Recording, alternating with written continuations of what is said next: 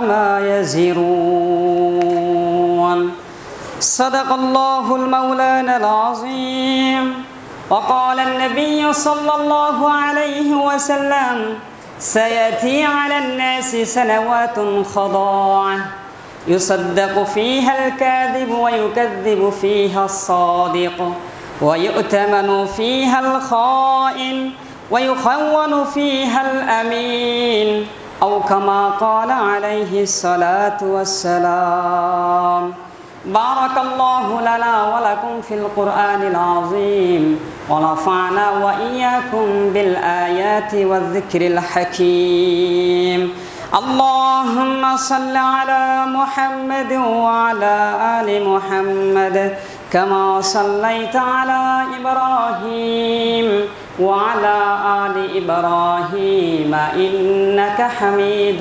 مجيد اللهم بارك على محمد وعلى آل محمد كما باركت على إبراهيم وعلى آل إبراهيم إنك حميد مجيد মুআজ্জাজ মুহতারাম উপস্থিত জুমার নামাজের সম্মানিত মুসল্লিয়ানে কেরাম, রব্বে কারিমের দরবারে লাখ কোটি শুকরিয়া যে আল্লাহ তাআলা আমাদেরকে মুহররমের তৃতীয় জুমায় আগে আগে মসজিদে আসার জন্য তৌফিক দান করেছেন। সকলে আলহামদুলিল্লাহ। সকল ব্যস্ততা গল্প এবং দুনিয়াবি সকল ব্যস্ততা থেকে আজকের এই বাইতুস সুজুদ মসজিদে আমাদেরকে জুমার নামাজের জন্য সমবেত হওয়ার তৌফিক দান করেছেন। নামাজের পূর্ব মুহূর্তে সমস্তিষ্কে মহান রবের গোলামি করার সুযোগ পেয়েছি। সকলে আবার আলহামদুলিল্লাহ। আজকে 22শে মুহররম 1447 হিজরি, 3 শ্রাবণ 1432 বাংলা, 18 জুলাই 2025 ইংরেজি। আজকের এই জুমায় আমরা আলোচনা করব কিয়ামতের আলামত পর্ব দ্বিতীয়, অর্থাৎ গত জুমা আমরা প্রথম পর্ব হয়েছে, আজকে আমরা দ্বিতীয় পর্ব আলোচনা করব।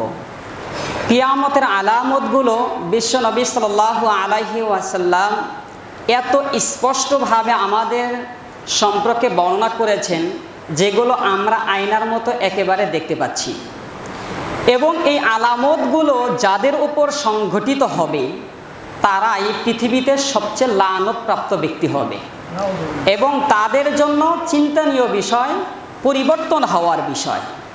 আজকে কোরআন ও হাদিসের আলোকে কিয়ামতের আলামত এই দ্বিতীয় পর্বে আজকের কোরআন ও হাদিসের আলোকে আমরা আলোচনা করব।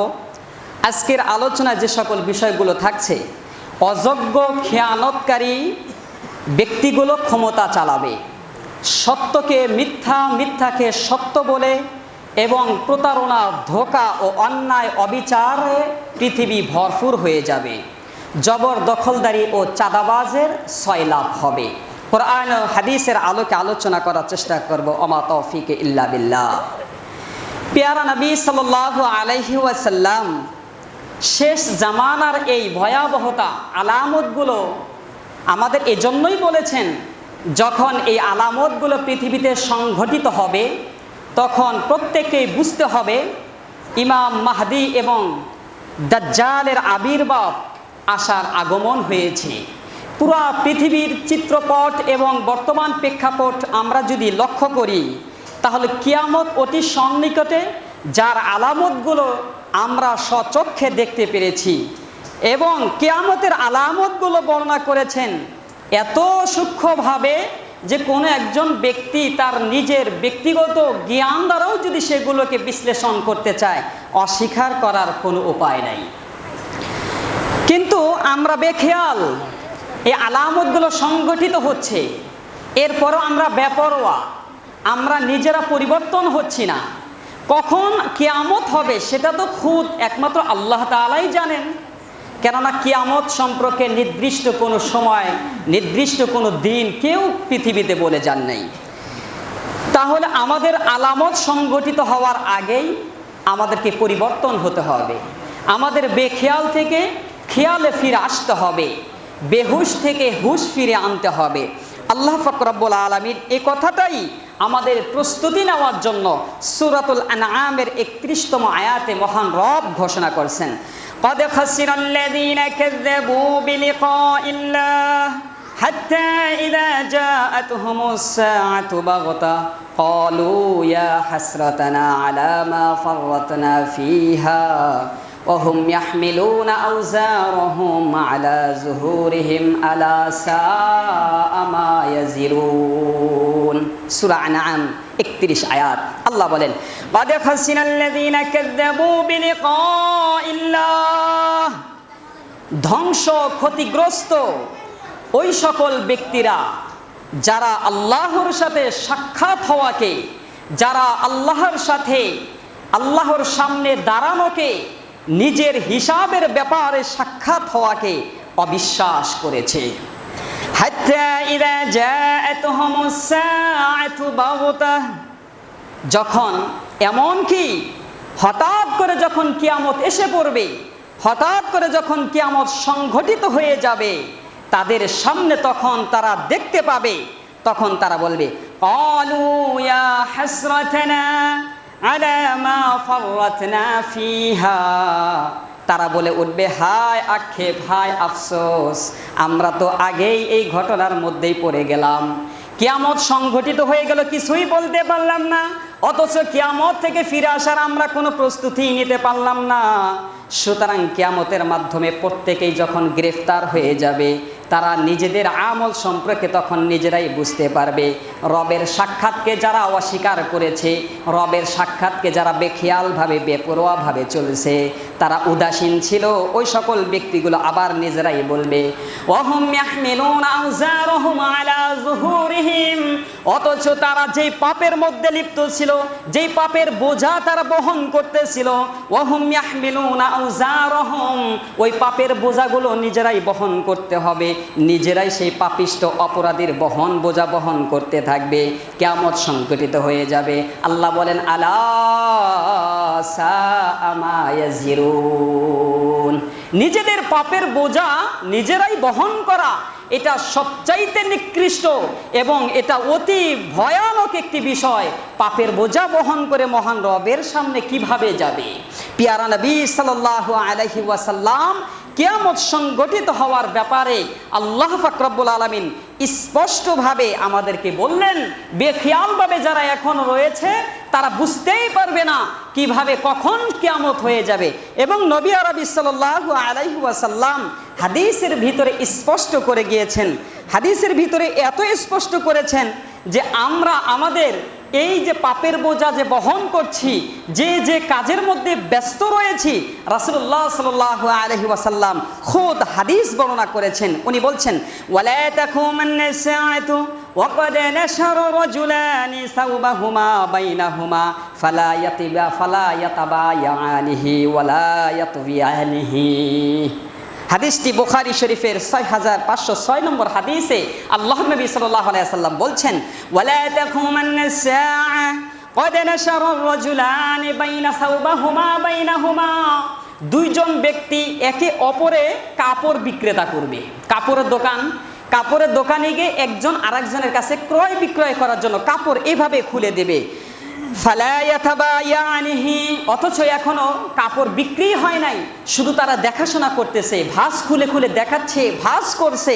ওয়ালা ইয়াতবিয়ানিহি, এখনো দোকানদার ভাঁজ করে তাকের ভিতর রাখতেও পারে নাই। এমত অবস্থার মধ্যে কিয়ামত সংঘটিত হয়ে যাবে, তারা বুঝতেই পারবে না কিয়ামত সংঘটিত হয়েছে, অথচ তারা বেচা কেনার মধ্যে রয়েছে। এই হাদিসের মধ্যে লম্বাভাবে আল্লাহ রাসূল সাল্লাল্লাহু আলাইহি ওয়াসাল্লাম আরো বলেন, যারা খাবার খেতেছিল ওই খাবারের অবস্থার মধ্যে কিয়ামত সংঘটিত হয়ে যাবে। যারা রাস্তার মধ্যে ছিল রাস্তার মধ্যেই তাদের এই কিয়ামত সংঘটিত হয়ে যাবে। গল্প গুজবে মত্ত ছিল, গল্প গুজবের মধ্যেই তার কিয়ামত সংঘটিত হয়ে যাবে। খারাপ কাজ যাদের করে অভ্যস্ত ছিল, ডিজে পার্টি গান নিয়ে যারা ব্যস্ততায় ছিল, এমতো অবস্থার মধ্যেই তারা এই কিয়ামত সংঘটিত হয়ে যাবে, বলতেই পারবে না। এই কথাটাই আল্লাহ পাক রব্বুল আলামিন বললেন হাত্তা ইযা জাআতহুমুস সাআ, যখন হঠাৎ করে তাদের সামনে এভাবে কিয়ামত সংঘটিত হয়ে যাবে। সুতরাং কোনো মানুষ কোনোভাবেই বুঝতেই পারবে না, আর আল্লাহর এই গ্রেফতারের হাত থেকে কেউ তখন রক্ষা করতে পারবে না। কিয়ামত যখন সংঘটিত হয়ে যাবে তখন আমাকে কেউ, দুনিয়ার কোনো ব্যক্তি রক্ষা করার ক্ষমতা তারও আছে নাই। কোনো নেতারও নাই, কোনো নেত্রীরও নাই, কোনো পিতারও নাই, কোনো আমার দলের লিডারেরও নাই। মহান রবের কিয়ামত যখন আমাকে পাকড়াও করবে, সুতরাং আমরা কেন বেখেয়াল অবস্থায় আছি? আমাকে কোন জিনিস এমন ধরেছে যার কারণে আমরা আমাদের নিজেদের অপরাধ থেকে এখনো ফিরে আসতে পারছি না?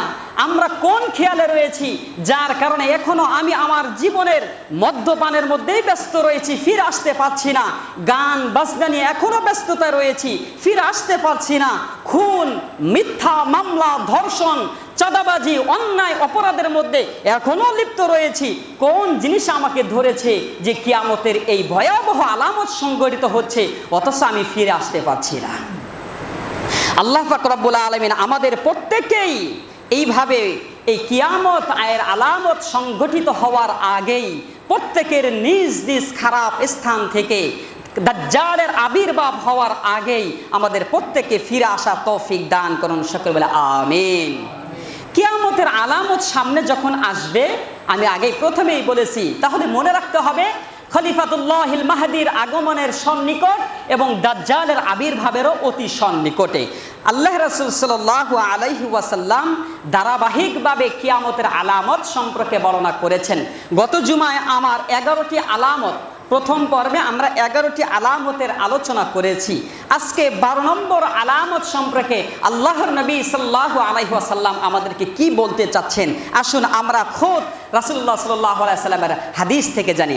আল্লাহর নবী সাল্লাল্লাহু আলাইহি ওয়াসাল্লাম বলছেন, সায়াতি আলান নাসি সানাওয়াতুন খাদ্দা ইউসাদ্দাকু ফিহাল কাযিবু ওয়া ইউকাযযাবু ফিহাস সাদিকু ওয়া ইউতামানু ফিহাল খাইন ওয়া ইউখাওয়ানু ফিহাল আমিন।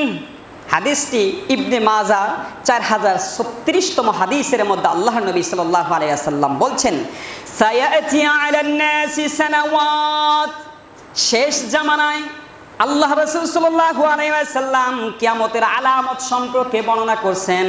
তোমাদের নিকটে অতি সন্নিকটে এমন একটি জামানা আসতেছেন, খাদাওয়াত, প্রতারণা, ধোঁকায় ভরপুর হয়ে যাবে।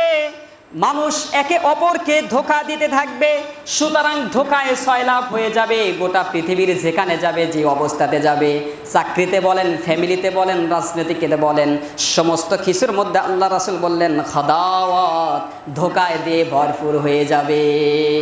বর্তমান জামানায় ধোঁকা আছে কি? আছে না নাই? আছে।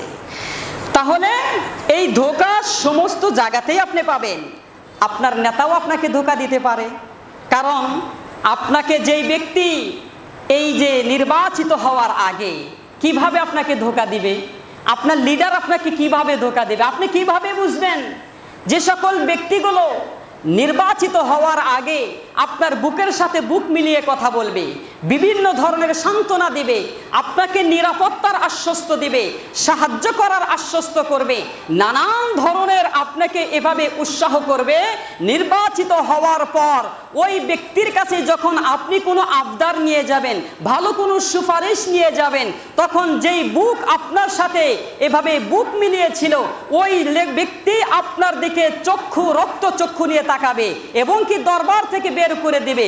বের হতে না চাইলে সন্ত্রাসী বাহিনীর মাধ্যমে তার দরবার থেকে ঘাড় দেখা দিয়ে বের করে দেবে। যে ব্যক্তি আপনাকে পূর্বে আশ্বস্ত করেছিল, নিরাপত্তার ব্যবস্থা করেছিল, তারই অতিষ্ঠ হয়ে প্রত্যেকটা মানুষ, প্রত্যেকটা জনগণ অতিষ্ঠ হয়ে যাবে শুধুমাত্র তার জুলুমের কারণে। সুতরাং নির্বাচিত হওয়ার আগে এক ধরনের প্রতিশ্রুতি, পরে আরেক ধরনের প্রতিশ্রুতি, যাদের সাথে বুক মেলামেলি তারাই রক্ত চক্ষু নিয়ে সন্ত্রাসী বাহিনী দিয়ে দরবার থেকে বের করে দেওয়ার ধোঁকাবাজি আছে কি সমাজে? এই কথাগুলোই আল্লাহ রাসূল সাল্লাল্লাহু আলাইহি ওয়াসাল্লাম স্পষ্ট করেছেন। ধোঁকা কাকে বলে, কত প্রকার ও কি কি। যখন একজন ব্যক্তিকে তার আশ্বস্ত অনুরোধে যখন সফল হয়ে যায়, নির্বাচিত হয়ে যায়, যখন তার আপনার কাছ থেকে কোনো কিছু পেয়ে যায়, তখন ওই ব্যক্তি আপনাকে ধোঁকা দিতে থাকবে। এটা পৃথিবীতে সয়লাভ করতে থাকবে। এমন ঘটনা পৃথিবীর আনাচে কানাচে সরতেই থাকবে, সরতেই থাকবে। আল্লাহ রাসূল সাল্লাল্লাহু আলাইহি ওয়াসাল্লাম বললেন, এই ধোঁকা প্রতারণা যখন একেবারে বেড়ে যাবে তখন দাজ্জালের আবির্ভাব হবে। এই ধোঁকাটা শুধু রাজনৈতিক অঙ্গনেই থাকবে আমি এত বিশ্লেষণ করছি না, কারণ রাজনৈতিকের এই মাঠে কত প্রকারের ধোঁকা দিতে পারে সেটা আমার চেয়ে আপনারাই ভালো জ্ঞান রাখেন। এছাড়াও আরও ধোঁকার অনেক জায়গা আছে। পারিবারিকভাবে ধোঁকা, স্বামী স্ত্রীকে ধোঁকা দিচ্ছে, স্ত্রী স্বামীকে ধোঁকা দিচ্ছে, বাবা সন্তানকে ধোঁকা দিচ্ছে, সন্তান বাবাকে ধোঁকা দিচ্ছে, শ্রমিক মালিককে ধোঁকা দিচ্ছে, মালিক শ্রমিককে ধোঁকা দিচ্ছে। এই ব্যবহার, এই পরিবেশ এই সমাজে আছে না? আছে। সুতরাং এই ধোঁকার সংখ্যা আল্লাহ রাসূল সাল্লাল্লাহু আলাইহি ওয়াসাল্লাম বললেন এটা অতিরিক্ত হয়ে যাবে, 6 লাভ হয়ে যাবে। 12 নম্বর আলোচনা, 12 নম্বর আলামত সম্পর্কে আল্লাহ নবী বললেন। 13 নম্বর আলামত সম্পর্কে আল্লাহ নবী সাল্লাল্লাহু আলাইহি ওয়াসাল্লাম বলতে যাচ্ছেন, ইউসাদ্দাকু ফিহাল কাযিবু ওয়া ইউকাযযাবু ফিহাস সাদিক। আল্লাহ নবী সাল্লাল্লাহু আলাইহি ওয়াসাল্লাম বলছেন ইউসাদ্দাকু ফিহাল কাযিবু, কিয়ামতের আলামত সম্পর্কে আল্লাহ নবী বলেন সত্যবাদীকে মিথ্যাবাদী আখ্যায়িত করা হবে, ওয়া ইউকাযযিবু ফিহাস সাদিক, এবং মিথ্যাবাদীকে সত্যবাদী বলে আখ্যায়িত করা হবে। কিয়ামতের আলামত সম্পর্কে আল্লাহ নবী বললেন যে সত্যবাদীকে মিথ্যাবাদী আখ্যায়িত করা হবে, মিথ্যাবাদীকে সত্যবাদী আখ্যায়িত করা হবে। একজন নিরপরাধ ব্যক্তিকে অপরাধী বানিয়ে, দোষী বানিয়ে মিথ্যা মামলা দিয়ে কারাগারে ঢুকিয়ে রাখবে, আর একজন অপরাধীকে নিরপরাধ বানিয়ে স্বাধীনভাবে তাকে ঘোরাফেরা করার সুযোগ করে দেবে। এমন পরিবেশ আছে কি?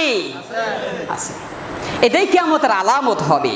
তাহলে এই জামানায় এই যে এইভাবে আস্তে আস্তে যদি আপনি পরিবেশ পরিস্থিতি আরও বিশ্লেষণ করতে চান তাহলে দেখবেন অপরাধীকে কিভাবে শুধু স্বাধীনভাবে চলারই অবস্থা তৈরি করে দেয়, বিষয়টি এমন নয়, বরং শেষ জামানায় এমন অবস্থা হবে যে অপরাধীকে তোয়াজ করা হবে, সম্মান করা হবে, স্যালুট করা হবে, আর নিরপরাধ ব্যক্তিদেরকে অপরাধী বানিয়ে বছরের পর বছর তাদেরকে নির্যাতন করা হবে। আমরা এটা স্পষ্ট গত সপ্তাহে দেখেছি, বুধবার আমরা দেখেছি যে যারা অপরাধী, গোপালগঞ্জের সেই ভয়াবহ চিত্র আমরা অনেকেই জানি। প্রকাশ্য রাস্তার ভিতরে ধারালো অস্ত্র নিয়ে, গুলি নিয়ে, বন্দুক নিয়ে সাধারণ ছাত্র জনতা এবং নেতৃবর্গদের উপর হামলা করা হয়েছে, অথচ তাদেরকে জঙ্গি বলা, তাদেরকে সন্ত্রাসী বলা বাংলাদেশের কোনো একটি মিডিয়াতেও এই ধরনের প্রতিবেদন করতে দেখা যায় নাই। দেখা গেছে? তাহলে আপনি কি বলবেন? এই ধরনের ধারালো অস্ত্র যারাই বহন করবে, এই ধরনের ধারালো অস্ত্র যারাই নিয়ে এভাবে চলতে থাকবে, এ কথা স্পষ্ট। একটা ধারালো অস্ত্র এবং বন্দুক এবং যে সকল অস্ত্র দিয়ে প্রতিপক্ষকে হামলা করা হয়, দমন করা হয়, এই অস্ত্রগুলো থাকবে রাষ্ট্রের বাহিনীগুলোর কাছে, রাষ্ট্রের আইন শৃঙ্খলাদের কাছে। এই অস্ত্রগুলো দিয়ে তারা রাষ্ট্রের নিরাপত্তা করবে, জনগণের নিরাপত্তা করবে। এই অস্ত্রগুলো যখন জনগণের হাতে দেখা যায়, স্পষ্ট এই কথা দ্বারা প্রমাণ হয় ওটা সন্ত্রাসী, ওটা খুনি, ওটা চাঁদাবাজি। সুতরাং এদেরকে আমাদের দেশের মিডিয়াগুলো সন্ত্রাসীও বলছে না, জঙ্গিও বলছে না, অপরদিকে নিরপরাধ নিরস্ত্র যুগের শ্রেষ্ঠ আলেম আসিফ আদনান সহ, রেজাউল করিম আবরার সহ একাধিক তরুণ ওলামায়ে কেরাম এবং দায়ীদেরকে এই জামানার মধ্যে তাদেরকে জঙ্গি বলে আখ্যায়িত করা হচ্ছে। অপরদিকে প্রকাশ্য রাইফেল পিস্তল নিয়ে যারা ঘোরাফেরা করছে, একটা মিডিয়াও তাকে জঙ্গি বলে দুঃসাহস করছে না। এর যে সত্যকে মিথ্যা, মিথ্যাকে সত্য আর কতভাবে হতে পারে? সুতরাং আমাদেরকে বুঝতে হবে, আমি তো মনে করি এদেশের সত্যকে মিথ্যা, মিথ্যাকে সত্য, এই তথ্য সন্ত্রাসী একটা পলিটিক্স, একটা রাজনৈতিকের দল আর একটা রাজনৈতিকের যতটা ক্ষতি না করছে, যতটা সন্ত্রাসী বাহিনী তৈরি না হচ্ছে, এদেশের প্রত্যেকটা মিডিয়া একটা ব্যক্তি সন্ত্রাসীর চাইতে প্রতিটি মিডিয়া আরও তার 1000 গুণ সন্ত্রাসের ভূমিকা পালন করছে। সুতরাং এই কিয়ামতের আলামত সম্পর্কে এরকমভাবে আল্লাহ রাসূল সাল্লাল্লাহু আলাইহি ওয়াসাল্লাম বললেন সত্যকে মিথ্যা, মিথ্যাকে সত্য বলে আখ্যায়িত করবে, এটা কিয়ামতের আলামত হিসাবে প্রচার হবে। আল্লাহ রাসূল সাল্লাল্লাহু আলাইহি ওয়াসাল্লাম আমাদেরকে তো রাষ্ট্রের এবং জনগণের এবং একে অপরের ক্ষতি থেকে নিরাপত্তা থেকে বাঁচার জন্য আল্লাহ রাসূল সাল্লাল্লাহু আলাইহি সাল্লাম হাদিসের মধ্যে স্পষ্টভাবে গত জুমায় আমরা আলোচনা করেছি হত্যাকাণ্ডের মধ্যে বিদায় হজের সেই সোনালী ভাষণে আল্লাহ রাসূল সাল্লাল্লাহু আলাইহি সাল্লাম বলেছিলেন ফাইন্নাহা দিমাউকুম ওয়া আমওয়ালুকুম কাহুরমাতিন ইয়াউমিকুম হাযা ফীহি ওয়া বালাদিকুম হাযা ফী শাহরিকুম হাযা। আল্লাহ রাসূল সাল্লাল্লাহু আলাইহি সাল্লাম বলেছিলেন একজনের জন্য অপরজনের রক্ত, অপরজনের জান মাল সম্পূর্ণ কিছুই নিরাপদ করে দেওয়া হয়েছে, কেউ কারো ক্ষতি করতে পারবে না। এবং কি কোরআন থেকে আমরা এটাও বলেছিলাম কোন ব্যক্তি যদি একজনকে হত্যা করে তাহলে সে কেমন যেন গোটা পৃথিবীর মানুষকেই হত্যা করলো, কোনো একজন ব্যক্তি একজনকে বাঁচিয়ে দিল সে যেন কেমন গোটা পৃথিবীর মানুষকেই বাঁচিয়ে দিল। সুতরাং কোরআন ও হাদিসের আলোকে গত জুমায় আমরা স্পষ্ট করেছি অন্যায়ভাবে একজন আরেকজনের জান মাল কোনো কিছুই ক্ষতি করতে পারবে না। শুধুই মাত্র এই ধরনের অস্ত্র, এই ধরনের বাহিনী, এই ধরনের সম্পূর্ণ কিছুই তারাই বহন করতে পারবে যারা রাষ্ট্রে এবং জনগণের নিরাপত্তা দেবে। সুতরাং আমরা উদাত্ত আহ্বান জানাবো যে সকল প্রকাশ্য খুনিগুলো, সন্ত্রাসীগুলো, চাঁদাবাজিগুলো এভাবে ধারালো অস্ত্র নিয়ে দিন দুপুরে মানুষের ক্ষতি করে বেড়াচ্ছে, একে অপরের জান নষ্ট করে দিচ্ছে, আইনগতভাবে এই দেশের আইন শৃঙ্খলা বাহিনীর জন্য তখনই দায়িত্ব হয় তাদেরকে আইনের আওতায় এনে তাদেরকে সঠিক এবং দৃষ্টান্ত বিচার করা, এটা শরীয়ত সম্মতে ফরজ আইনের দায়িত্ব হিসেবে অর্পিত হয়। সুতরাং আমরা উদার্ত করব এই ধরনের যারা সত্যকে মিথ্যা, মিথ্যাকে সত্য বলে যারা প্রচার করছে, অপরাধী নিরপরাধী মানুষদেরকে যারা জঙ্গি বলে আখ্যায়িত করছে, জঙ্গি নামের নাটক সাজিয়ে দেশের দায়ী ওলামায়ে কেরামকে যারা দোষী সাব্যস্ত করতে চাচ্ছে, আমরা আমাদের প্রত্যেকটা নিজেদের ইমানের স্থান থেকে এবং আজকে গোটা বাংলাদেশের প্রত্যেকটা জুমা নামাজের মুসল্লিদের উচিত এই জঙ্গি নামক এই নাটকীয় এই কাহিনী দিয়ে আবার ওলামায়ে কেরামকে গ্রেফতার করার প্রতি আমরা আমাদের স্থান থেকে তীব্র নিন্দা জানাচ্ছি। আল্লাহ পাক রব্বুল আলামিন এ সকল বিষয় থেকে আমাদেরকে সতর্ক থাকার তৌফিক দান করুন, সকলে বলে আমিন। 14 নম্বর আলামত সম্পর্কে আল্লাহ রাসূল সাল্লাল্লাহু আলাইহি ওয়াসাল্লাম বলছেন, এই হাদিসেরই অংশ। আল্লাহ নবী বলেন ওয়ায়ুতামানু ফীহাল খায়িনু ওয়া ইউখাওয়ানু ফীহাল আমিন। আল্লাহ রাসূল সাল্লাল্লাহু আলাইহি ওয়াসাল্লাম শেষ জামানার কিয়ামতের আলামত সম্পর্কে বলছেন ওয়ায়ুতামানু ফীহাল খায়িন ওয়া ইউখাওয়ানু ফীহাল আমিন। আল্লাহ নবী সাল্লাল্লাহু আলাইহি ওয়াসাল্লাম বলেন শেষ জামানার আরেকটি আলামত হবে খায়িন। খায়িন শব্দের অর্থ হলো খেয়ানতকারী। যারা খেয়ানত করবে তাদেরকে দায়িত্ব দেওয়া হবে ওয়ায়ুখাওয়ানু ফীহাল আমিন, এবং যারা সৎ থাকবে, ন্যায় পরায়ণ থাকবে তাদেরকে দায়িত্ব থেকে সরানো হবে।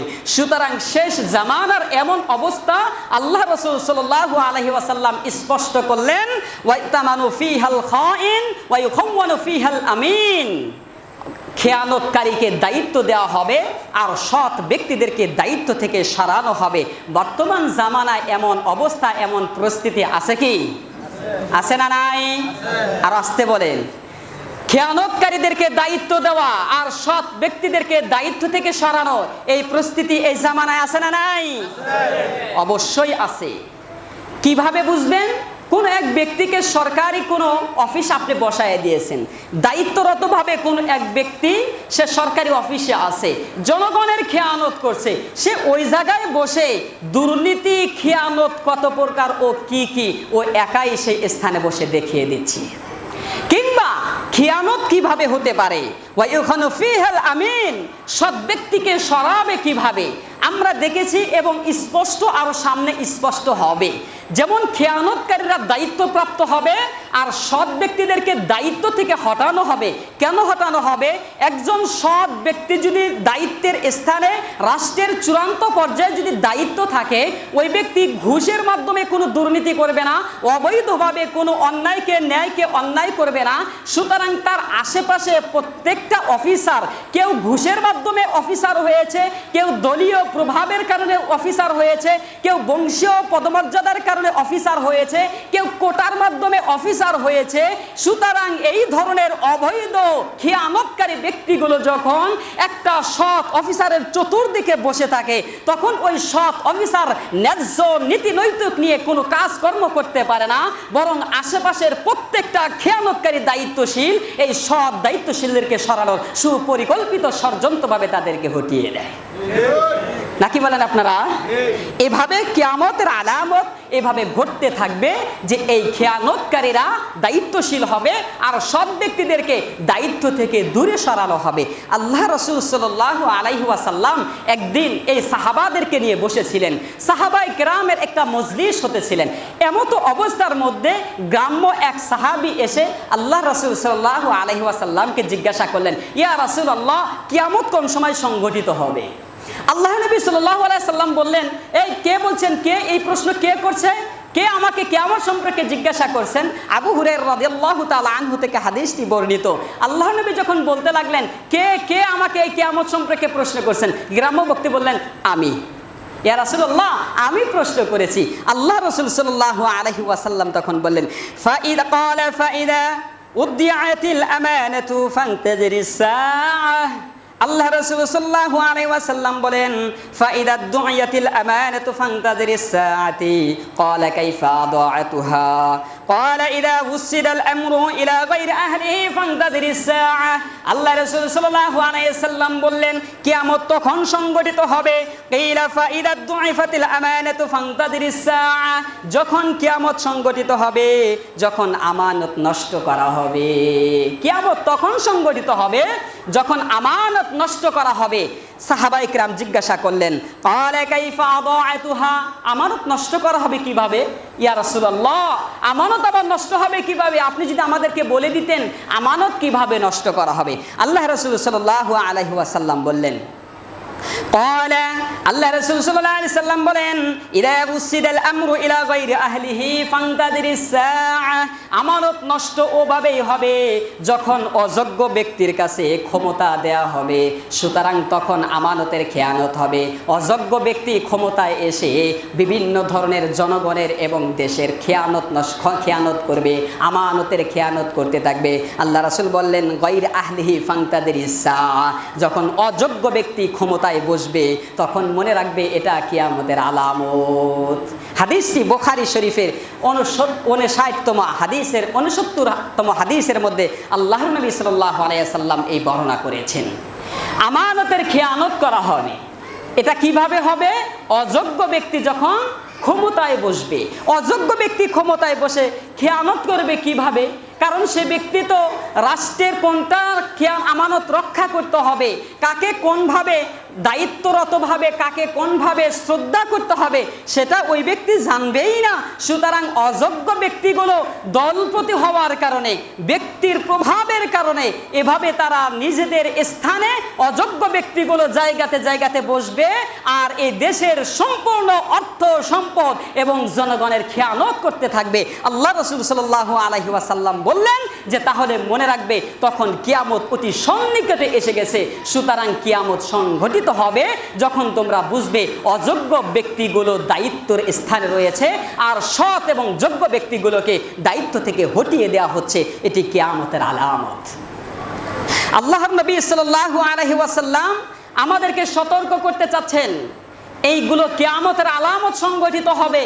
আমরা যাতে ফিরে আসতে পারি, আমরা যাতে সঠিক পথে চলতে পারি, আমরা যাতে খেয়ানত না করি। আমাদের কাছে আমানত অনেকভাবেই অনেক কিছুই আসতে পারে। দায়িত্বর স্থান থেকে শুধু খেয়ানত করবে বিষয়টি এমন নয়। আপনার এক ভাই আপনার কাছে কিছু অর্থ সম্পদ রাখতে পারে, কিছু কথাও জমা রাখতে পারে, কিছু দায়িত্বও আপনার কাছে রাখতে পারে, কিন্তু আপনি আপনার এই আমানতের স্থান থেকে আপনার ভাইয়ের, আপনার স্ত্রীর, আপনার পরিবারের, আপনার জনগণের, আপনার সদস্য, আপনার নেতা কর্মীর খেয়ানত আপনার স্থান থেকেও হতে পারে। সুতরাং আল্লাহ তাআলা আমাদের প্রত্যেককেই আমানতের খেয়ানত যাতে না হয়, আমানতদার ইম্মত হিসাবে, আমানতদার ব্যক্তি হিসাবে আমাদেরকে কবুল করুন। সকলে বলে আমিন। আল্লাহর নবী সাল্লাল্লাহু আলাইহি ওয়াসাল্লাম 15 নম্বর আলামত হিসাবে আমাদেরকে বর্ণনা করছেন। রাসূলুল্লাহ সাল্লাল্লাহু আলাইহি ওয়াসাল্লাম বলছেন, ওয়ায়ান্তিকু ফিহা রুআইবিদা কিলা ওয়া মা রুআইবিদা ক্বালা আর-রাজুলু আত-তাফিউ ফি আমরিল আম্মাহ। এই হাদিসের শেষেই আল্লাহ রাসূল সাল্লাল্লাহু আলাইহি ওয়াসাল্লাম 15 নম্বর আলামত হিসাবে বলছেন, শেষ জামানায় শুধুই মাত্র এমন ব্যক্তিরাই দায়িত্ব আসবে, তখনই কিয়ামত হবে। আল্লাহ নবী সাল্লাল্লাহু আলাইহি ওয়াসাল্লাম বলেন, ওয়ায়ান্তিকু ফিহাল রুআইবিদা, রুআইবিদারাই শুধু ক্ষমতা দেখাবে। ক্বালা ওয়া মা রুআইবিদা, সাহাবায়ে কেরাম জিজ্ঞাসা করলেন, ইয়া রাসূলুল্লাহ, রুআইবিদা কি? রুআইবিদা কাকে বলে? রুআইবিদা কারা? আল্লাহ রাসূল সাল্লাল্লাহু আলাইহি ওয়াসাল্লাম বলেন, ক্বালা আর-রাজুলু তাফিউ ফি আমরিল আম্মাহ। রুআইবিদা ওই সকল ব্যক্তিকেই বলা হয়, ওই যুগের নিকৃষ্ট ব্যক্তিরা, যারা ওই যুগের সবচাইতে নিকৃষ্ট ব্যক্তি থাকবে, যারা ওই যুগের সবচাইতে সন্ত্রাসী ব্যক্তি থাকবে, তারাই সমাজের এবং রাষ্ট্রের হত্যাকর্তা থাকবে, তারাই প্রত্যেক নিকৃষ্ট ব্যক্তিরা হত্যাকর্তা হয়ে দাঁড়াবে।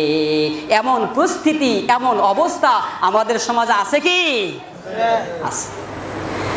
নিকৃষ্ট রুআইবিদা, রুআইবিদা ক্বালা ওয়া মা রুআইবিদা।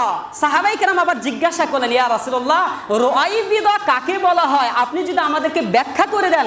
আমি আপনাদেরকে নিজের ভাষায় ব্যাখ্যা করছি না, খোদ আল্লাহ রাসূল সাল্লাল্লাহু আলাইহি সাল্লাম নিজে বলছেন, ক্বালা ওয়া মা রাজুলু ফি হাত্তা ওয়া মা রাজুলু তাফিউ ফি আমরিল আম্মা। ওই সকল ব্যক্তিদেরকে রুআইবিদা বলা হয় যারা যুগের সবচাইতে নিকৃষ্ট ব্যক্তি থাকবে, যারা যুগের সবচাইতে সন্ত্রাসী ব্যক্তি থাকবে, তারাই ওই সময় সকল ব্যক্তির হত্যা করতে হবে। এটা কিয়ামতের আলামত হবে। সুতরাং এই যে নিকৃষ্ট সন্ত্রাসী বাহিনীগুলো যখন আমাদের হত্যা করতে হবে, আমাদের শাসক হবে, আমাদের মোড়ল হবে, আমাদের সমাজপতি হবে, তখন রাষ্ট্রের আনাচে কানাচে প্রত্যেকটা মানুষ নিজেদের অধিকার থেকে বঞ্চিত থাকবে। প্রত্যেকটা মানুষ তখন নিজেদের জানের আবরুর হেফাজত থেকে আতঙ্কে থাকবে, এবং কি রাতের অন্ধকারে মানুষ ধর্ষিত হবে, মা বোনকে নিয়ে নিরাপত্তায় থাকতে ভীতস্ত হবে, সুন্দরী রমণীগুলো রাস্তা দিয়ে হাঁটতে তারা নিজেদের ভীত সন্তুষ্ট হবে। আমরা তার চাক্ষুষ প্রমাণ গত সপ্তাহে দেখেছি। দিন দুপুরের মধ্যে হাজার ও শত শত মানুষের মধ্যে ঢাকার মিটফোর্ডে যে নৃশংস নির্মমভাবে এক তাগড়া যুবক সোহাগকে পাথর চাপা দিয়ে হত্যা করা হয়েছে, ইতিহাসে অনন্য এবং বর্বরতা এমন খুন আর কেউ জীবনে দেখে নাই। কিন্তু আমরা দেখেছি স্পষ্ট এই সন্ত্রাসী বাহিনীগুলো নিজেদের প্রভাব শক্তি থাকবার কারণে, হত্যা করতে হবার কারণে তারিখে 9 তারিখে ঘটনা ঘটেছে, 11 তারিখে সাধারণ জনগণের মিডিয়ার মাধ্যমে প্রচার হয়েছে। একটা মিডিয়াও গত 3 দিনের ভিতরে এই মিডিয়ার এই অপকর্ম, এই নির্মম হত্যাকাণ্ডর কোনো প্রকাশ করতে সাহস পায় নাই। চিন্তা করছেন বিষয়টা? শুধুমাত্র ব্যক্তিরাই যে হত্যা করতে হবে বিষয়টি এমন নয়। আজকে সন্ত্রাসী বাহিনীর হাতে মিডিয়া থাকবার কারণে একজন মানুষকে পাথর চাপা দিয়ে, যেই পাথর শুধুমাত্র শরীয়তে এক জায়গায় হত্যা করা বৈধ, সেটা হলো জেনাকারীকে পাথর মেরে হত্যা করা, এটা শরীয়তে বৈধ করেছেন। কিন্তু ওই পাথর দিয়ে যখন একটা তাগড়া যুবক নির্মমভাবে নিরহ মানুষকে যখন হত্যা করা হয়, এই হত্যাকাণ্ডকে মিডিয়া ধামাচাপা দিয়ে যেটাকে লুকিয়ে রাখা হয়। অথচ এই সমাজের এই ঘটনার মধ্যেই, এই দিনের মধ্যেই কোনো একজন দাড়ি টুপিওয়ালা আলেম যদি শুধুই মাত্র একটি অপকর্ম কিংবা সামান্যতম ঠুনকো কোনো একটা বিষয়ে ব্যাটারির পানি খেয়ে মক্তবের ছাত্রী মারা যায়, রাতের অন্ধকারে কোথায় কি কোন আলেম করে, সেটা মিনিটে মিনিটে গোটা বিশ্ব গ্লোবালের মাধ্যমে প্রচার হয়ে যায়। অথচ দিন দুপুরে একটা মানুষকে পাথর চাপা দিয়ে হত্যা করা হয়, একটা মিডিয়াও সেখানে মুখ খোলে নাই। এটা নিঃসন্দেহ প্রমাণ করে আপনার জীবনের নিরাপত্তা, আপনার স্ত্রীর নিরাপত্তা, আপনার মায়ের নিরাপত্তা ততক্ষণ পর্যন্ত পাবেন না যতক্ষণ পর্যন্ত তাদের গোলামি, যতক্ষণ পর্যন্ত তাদেরকে প্রভু হিসেবে আপনি মেনে না নেবেন। সুতরাং আপনি হত্যা হোক, আপনার মা ধর্ষিতা হোক, একটা মিডিয়াও প্রচার করবে না। এটা নিঃসন্দেহে প্রমাণ হয়েছে। তাদের তাগুতের শক্তির সাথে মাথা নত যতক্ষণ পর্যন্ত না করবেন, স্পষ্ট কোনো সত্যকে আপনি প্রকাশিতভাবে দেখতেও পাবেন না। সুতরাং এই যে সন্ত্রাসী বাহিনী, সুতরাং ক্বালা আর-রাজুলু তাফিউ ফি আমরিল আম্মা, কিয়ামতের আগে এই সন্ত্রাসী বাহিনীগুলো হত্যা করতে হবে। ক্ষমতার প্রভাবে প্রত্যেকটা মিডিয়া তাদের হয়ে যাবে, ঘরের মিডিয়া হয়ে যাবে, সাংবাদিকগুলো তাদের হয়ে যাবে, ক্ষমতাধর বাদশাহ তাদের হয়ে যাবে, এবং কি শাসকবর্গ সমাজ মোড়লরাও উপরের ইশারায় বিচার করবে। সুতরাং সাধারণ জনগণ সঠিক কোনো ন্যায্য কোনো বিচার, সঠিক কোনো নির্ধারিত তাদের অংশ এবং কি তাদের অধিকার পর্যন্ত তারা পাবে না।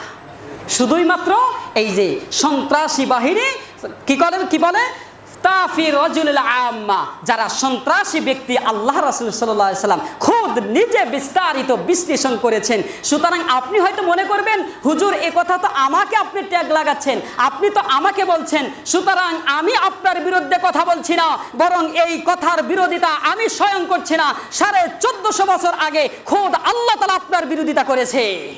কথা ঠিক? আপনি বা আপনার বিরোধিতা করছি না, স্বয়ং আপনার বিরোধী রাসূলুল্লাহ সাল্লাল্লাহু আলাইহি সাল্লাম নিজে আপনার বিপক্ষে বক্তব্য দিয়েছে, আমি আপনার বিপক্ষে বক্তব্য দিচ্ছি না।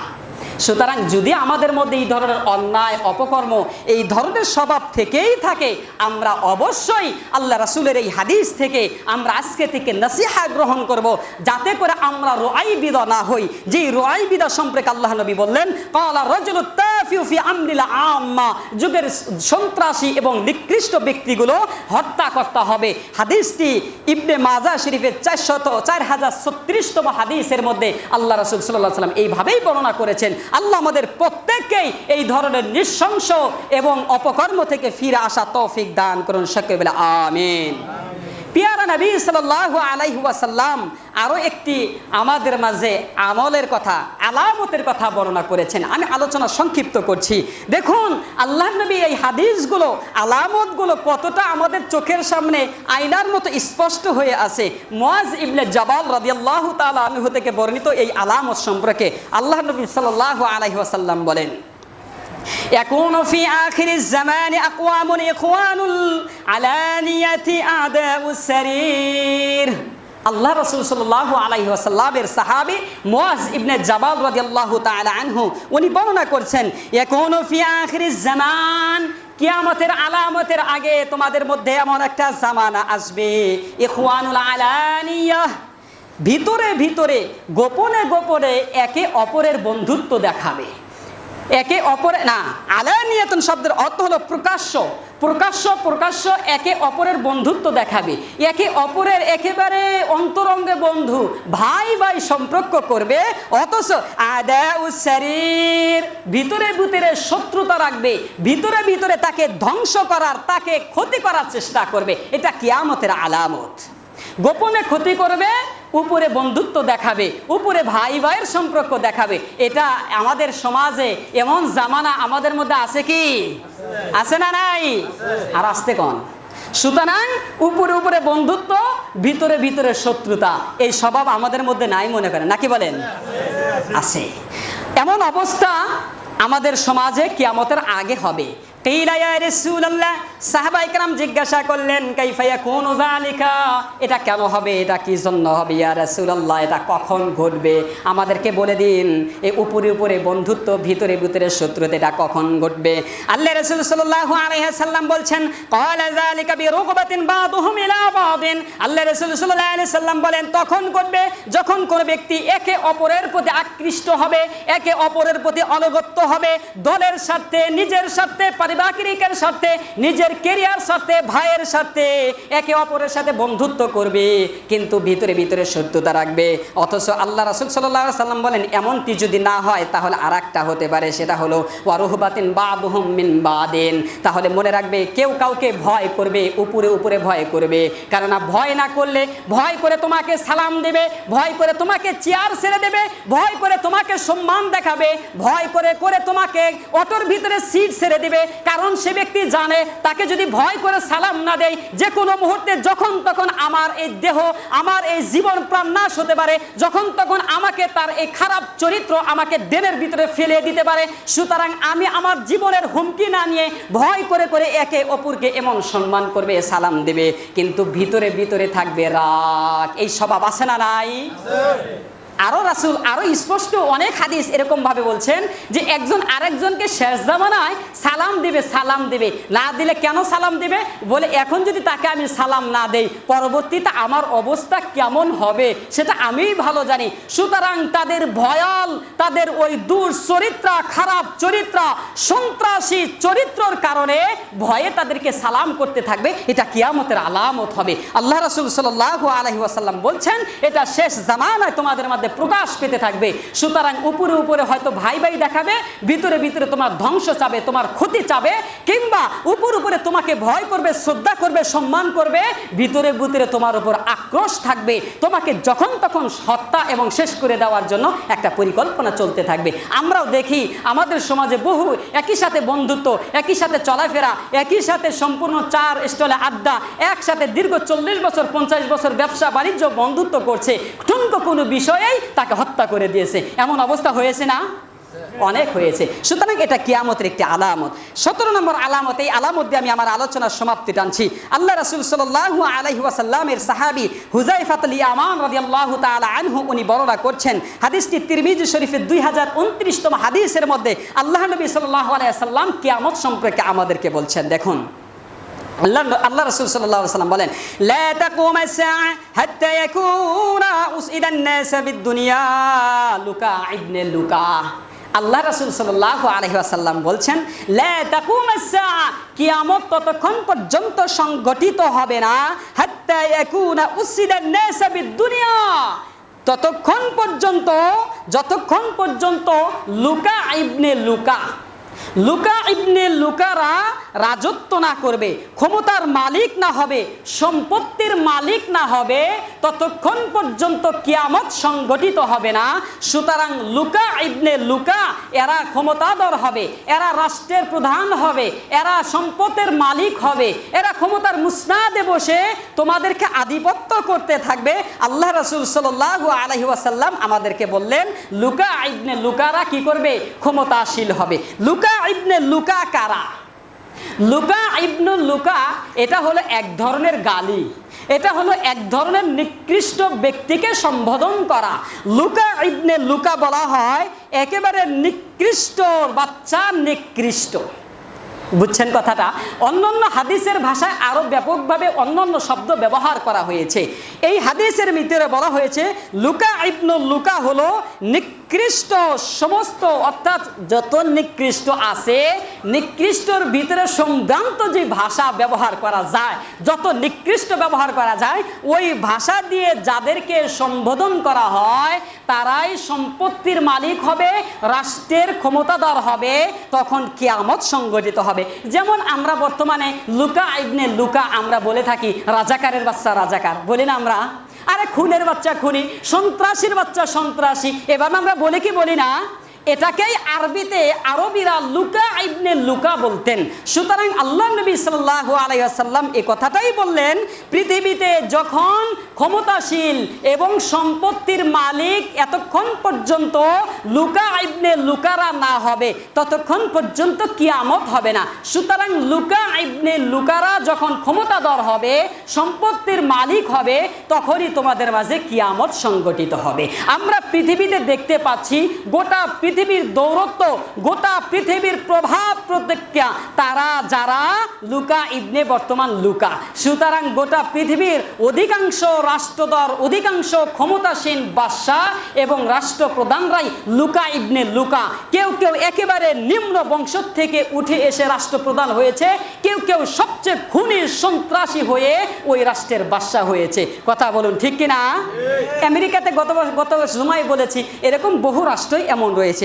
আমাদের শিক্ষণীয় বিষয় হলো আল্লাহ তাআলা যাতে অন্তত পক্ষে আমাকে লুকা ইবনে লুকা না বানান, আমাকে নিকৃষ্ট ব্যক্তি না বানান, যাতে করে কিয়ামতের ময়দানে আল্লাহর ওই আরশের ছায়ার তলে বা আরশের ওই বিচার ময়দানে ফেরেশতা যাকে আমাকে সম্বোধন করে না বলে এ লুকা ইবনে লুকা, এ খুনের বাচ্চা খুনি, এই অমুকের চাঁদাবাজির বাচ্চা চাঁদাবাজি, আরে সন্ত্রাসীর বাচ্চা তোরা আজকে দাঁড়া, এই ধরনের সম্বোধন যাতে অন্তত পক্ষে আমরা না হই, আল্লাহ তাআলা প্রত্যেককেই এই লুকা ইবনে লুকা খারাপ নিকৃষ্ট ব্যক্তি হওয়া এবং আলামত প্রাপ্ত ব্যক্তি হওয়া, উম্মত হওয়া থেকে আমাকে এবং আপনাদের হেফাজত করুন। সকলে আমিন। যারা কাবলাল জুমা পড়ি না আমরা কাবলাল 4 রাকাত জুমা পড়ে নেই। নাসরুন